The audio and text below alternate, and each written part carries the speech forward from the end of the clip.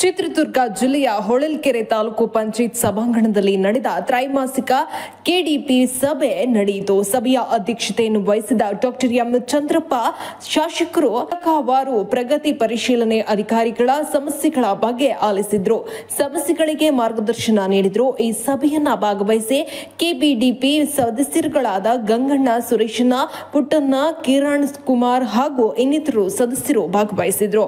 ಹೊಳಲ್ಕೆರೆ ತಾಲೂಕು ತಂಡ ಅಧಿಕಾರಿಗಳಾದಂತಹ ಬಿಬಿ ಫಾತಿಮಾ, ತಾಲೂಕು ಪಂಚಾಯತ್ ಕಾರ್ಯನಿರ್ವಾಹಕ ಅಧಿಕಾರಿಗಳಾದಂತಹ ಶಿವಪ್ರಕಾಶ್ ಎಸ್ ಹಾಗೂ ತಾಲೂಕು ಪಂಚಾಯತ್ ಸಿಬ್ಬಂದಿ, ತಾಲೂಕು ಮಟ್ಟದ ಇಲಾಖೆಯ ಅಧಿಕಾರಿಗಳು ಕೆಡಿಪಿ ಸಭೆಯಲ್ಲಿ ಭಾಗವಹಿಸಿದ್ರು. ಶಾಲೆ ಇದ್ರೆ ಅಲ್ಲಿ ಸಂಸಂಬ್ರ ಕೊಡ್ತೀವಿ ಸರ್, ಗೌಡಿಹಳ್ಳಿಗೆ ಹೊಸ ಹಟ್ಟಿಯಿಂದ ಕೊಡ್ತೀವಿ ಸರ್. ಈ ರೀತಿ ಅದೇ ಕ್ಲಸ್ಟರ್ ಅಲ್ಲೇ ಪೂರ್ಣ ವ್ಯವಸ್ಥೆ ಮಾಡೋಕ್ಕೆ ಪತ್ರ ಹಾಕಿದ್ವಿ ಸರ್.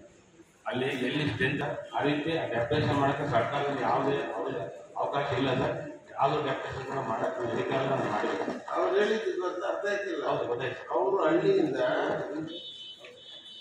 ನೇರ ಡೆಪ್ಯುಟೇಷನ್ ಮಾಡಿಸ್ಬಿಟ್ಟು ಟೌನ್ ಸ್ಯಾಲರಿ ಬರ್ತಾರೆ ಅಂತ ನಿರ್ಧಾರ ಅಂತ ಹೇಳಿದ್ರು. ಅಂತ ಯಾರು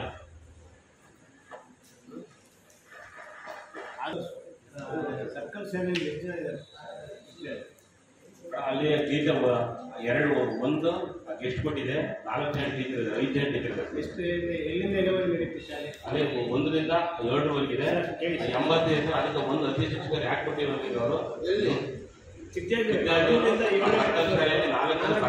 ಇರ್ತಾರೆ, ಒಂದು ಎಷ್ಟು ಕೊಟ್ಟಿರ್ತಾರೆ, 5 ಜನ ಟೀಚರ್ ಇರ್ತಾರೆ, ಹೆಡ್ ಮಾಸ್ಟರ್ ಖಾಲಿ ಇದೆ ಸರ್. 15 ತಿಂಗಳು ಕೌನ್ಸಿಲಿಗೆ ಹೆಡ್ ಮಾಸ್ಟರ್ ಕೊಡ್ತಾರೆ, 6 ಜನ ಆಗ್ತಾರೆ.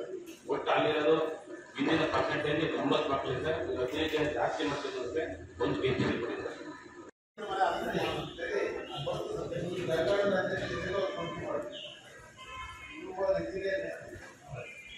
ತಾಲೂಕು ಮಾತಾಡ್ತಾ ಮಾಡಿದಾಗ